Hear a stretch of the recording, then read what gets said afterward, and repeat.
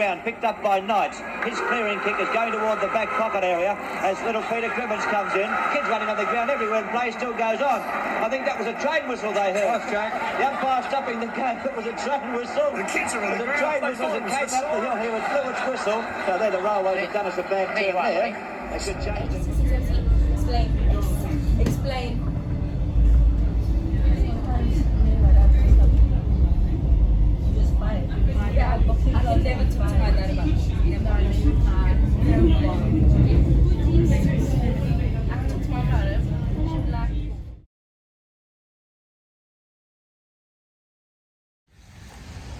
G'day and welcome to My Blue Heaven. I'm in Linda Crescent in the leafy suburb of Glenferrie or Hawthorn.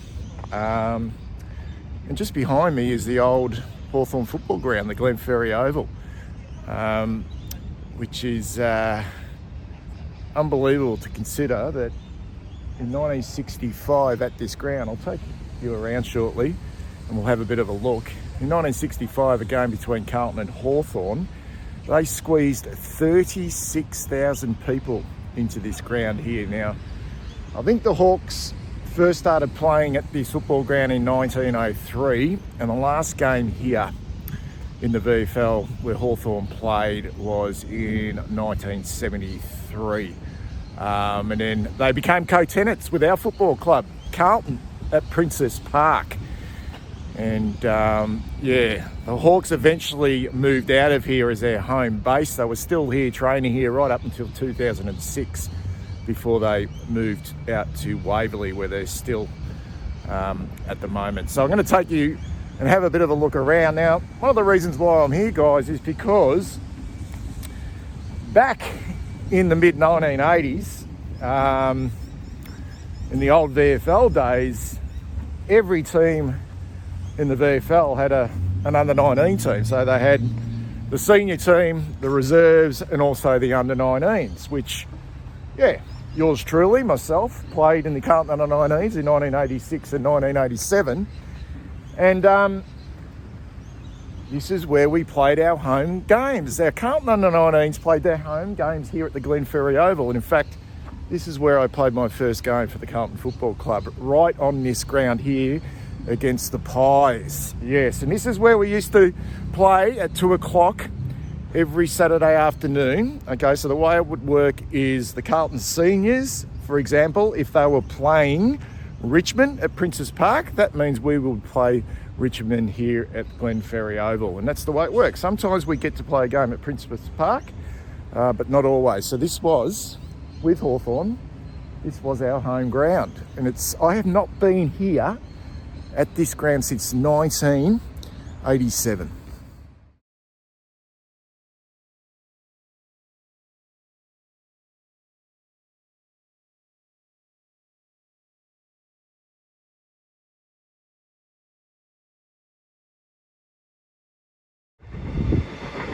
Okay, I'm starting on the outer wing. You just saw a train pass, and this ground is right on the tram line. And it would have been, even back in the mid-1980s, you could actually see the terraces here, which would have gone right up to the train line. You can actually see the old concrete terraces. It would have been just quite bizarre to consider, 36,000 fans could have cramped into this ground. I'll just take you around, okay? Just moving around to one of the old grandstands here, which they're actually demolishing, which is a little bit disappointing.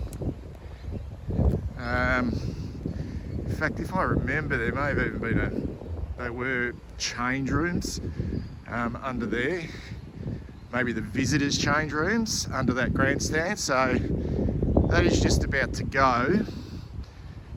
And we come around to, I suppose, the members' end of Glenferrie Oval, to the Michael Tuck stand. And what a magnificent grandstand that is. And that's where our change rooms were, underneath there. very, very small ground, and it was during winter. It was incredibly muddy, but they've obviously resurfaced it. It's a little bit rough and ready. Coming around to the Linda Street side, to the it's basically the interchange gates, and it's where the benches were. In fact, I would have sat on there a few times over on the home bench there. And you're right cramped right up against Linda Street, so you're nestled in amongst a lot of houses here. And we go around. There wouldn't have been a lot of room for spectators on that side of the ground, but this is where I reckon they would have fitted a lot of spectators in at Glenferrie Oval back in the day. They have landscaped this area, and it's been landscaped for quite a while. This would have been the huge terrace area here. There's a swimming pool there now as we come back across now. It's around about 150 metres in length. This ground, pretty small, not very wide. Yeah, but just great atmosphere. Just great atmosphere here, particularly on a day like this. By Henry again. Henry left foot to the cross, and here's Matthews and O'Connell. Matthews has got it. He's into trouble, but does it well and kicks a long one.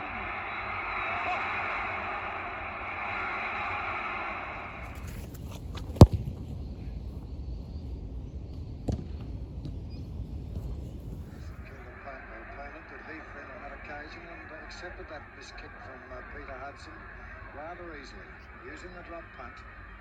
It's Kevin Heath about 25 yards out, slide angle, left foot, kicks and kicks at a goal. The goal umpire never moved.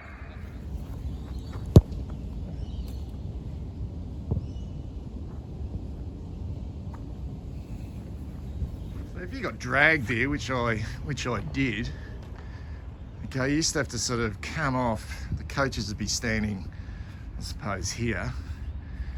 Jeff Southby or David Mackay or Ross Henshaw, who it was back in the day, they'd be sort of standing here on the sidelines. Sometimes they'd actually stand up here. Oh, it's a little bit of a terrace. But if you came off, oh, you'd have to come through over here and like step up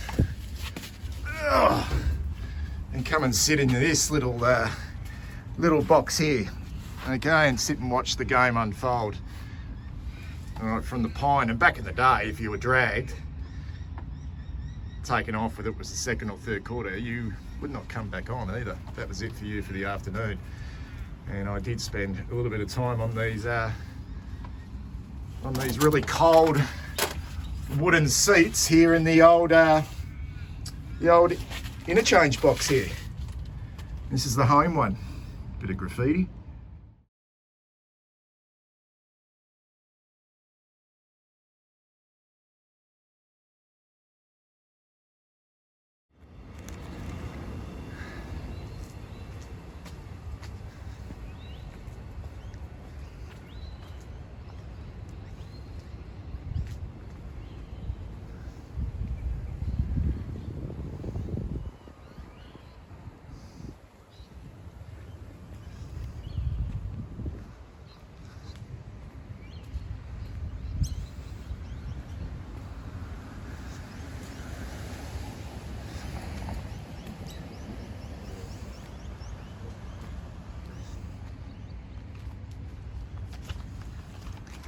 Actually, I got a feeling the coaches might have stood here, up the back here. Yeah, I got a feeling they stood here.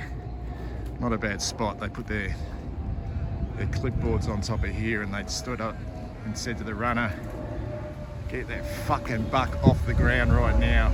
He's stinking it up."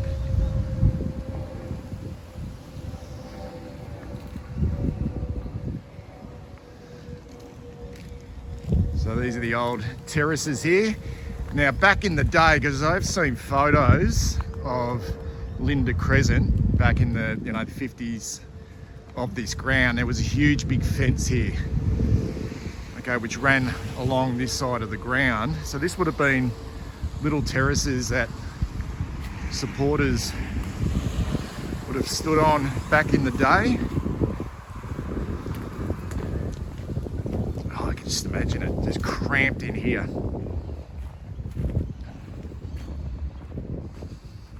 Now I've got a feeling from memory that the social club here at Glenferrie Oval wasn't actually in the ground itself. Just going to take you up. There's an old turnstile there. Let's see if that works. Ah, she's stuck. Have a look at that though. All right, the old box. But I reckon the social club here at Glenferrie Oval was across the road here, which is no longer there. They've actually built some really nice units there, but yeah, I'm pretty sure the social club was right there. Probably someone on this, one of the subscribers on this channel will be able to tell me, but yeah, I'm pretty sure that was the car park to the social club, and it was right here, and that's where you go for your aftermatch.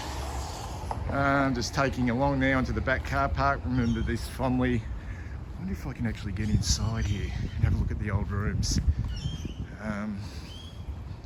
This is the back of the grandstand, which I would assume this is very much a heritage listed grandstand, so it can't be bulldozed. This is very much a community sort of hub type facility now. There's the back, and we used to go in those doors right there. So with mum and dad back then, before I had my licence, we'd park the car there and we go in that door there, and that's the change rooms in there. Just go around the back here.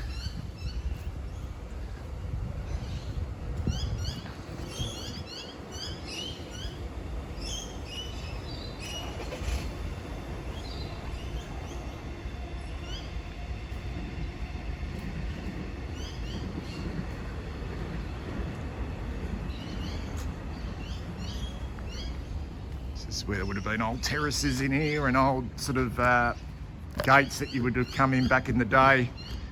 Gonna have a look at the old demolished grandstand, which is a bit of a disappointment. This is an add-on.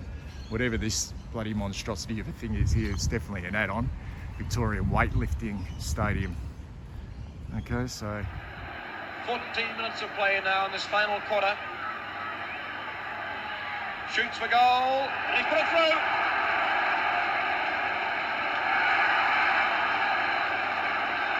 Hawthorn stand goes wild with excitement. That's a handy lead at this stage. I'll take a look at this old grandstand here, which sort of just went around into the pocket. Obviously not heritage listed. Let's have a look what it says. This was called the Ferguson stand back in the day.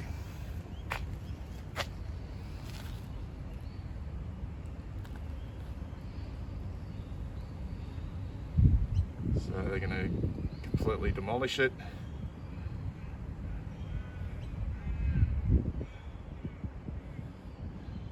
Again, back in the day, that's what it. There you go. Actually should go in there and grab something. Maybe a piece of wood. Anyway, I shouldn't be in here, but there you go.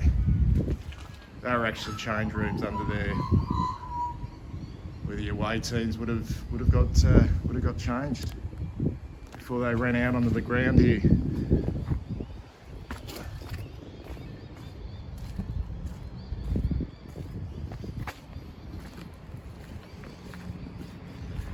Now, one thing I do remember playing here was these rooms underneath this grandstand. Now they've blocked it all off so you can't actually get up. But the access to this grandstand used to be around the back here.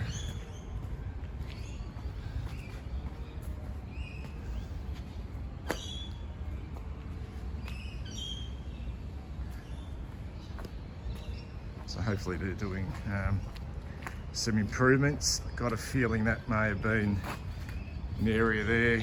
The umpires, timekeepers, little timekeepers box up the top there. And this was the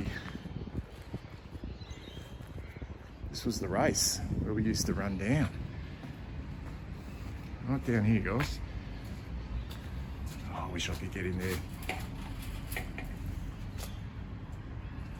Anyway.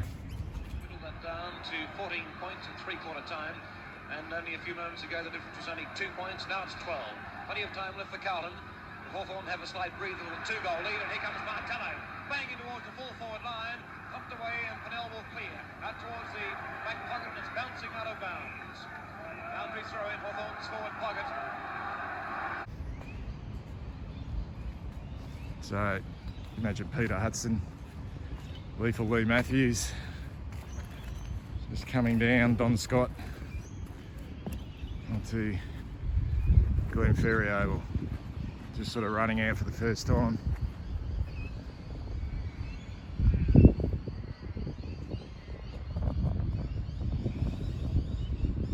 So Peter sort of had many a shot from this angle here. And as I say, this was a mud heap, an absolute quagmire back in the day. It really was. What I do like is this little tunnel here. Down the ground it goes. Opportunity for Styles. He can't click the ball. Peter Hall now for Carlton. Back pocket in heaps of trouble. Well done, Peter Hall. Take a free kick, Peter Hall. No? Ball up. Penalised. Penalised. Well, a little bit unlucky, Peter Hall, I'd say. Had odds against him. And the free kick is going to Peter Crimmins for Hawthorn, who's about to have kicked number 18 or 19, although he hasn't been that conspicuous, really. Although he's played his normal, very serviceable game. Crimmins, only 30 metres out. This could be a very vital shot. Might make a score. Big leapers are there. I remember this quite fondly because the trains would whiz across there. So if you played a 2 o'clock game here, which was the case, you know, 3 or 4 times a quarter on a Saturday afternoon, the trains would run past. So the access to this ground for the spectators, and this was Hawthorn's home ground, would have been predominantly through this little tunnel here.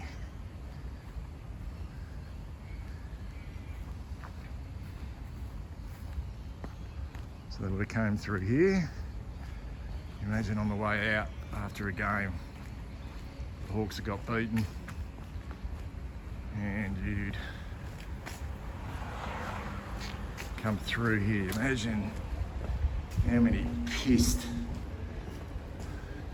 angry and loud supporters would have been coming through this tunnel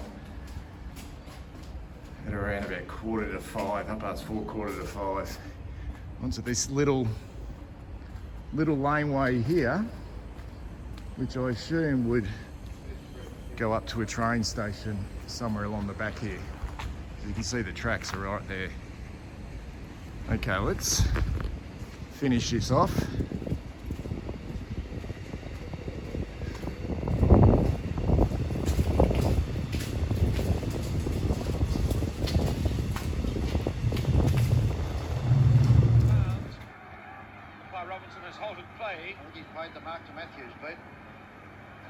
Yes, Lee Matthews in the centre wing. Well, I was watching Martello and Nichols. There'll be a private scuffle, yes. I wouldn't like to fight with either of those. It'd be better to call a truce, I think. As Matthews in centre wing position, been a magnificent player. Down it goes, McCarthy goes up. Above him was Styles. Neither looked like Martin. So this would have been what it looked like as you come in. As soon as you walk through here, you would have seen the Michael Tuck stand. Now, it hasn't always been called the Michael Tuck stand.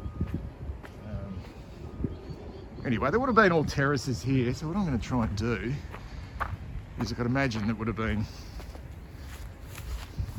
probably highly legal to do this, but we're going to have a look at some of the old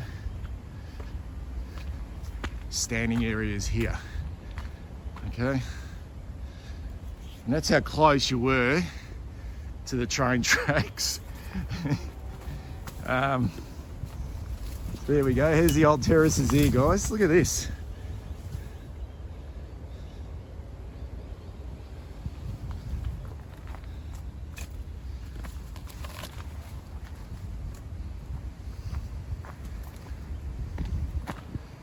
Love this shit.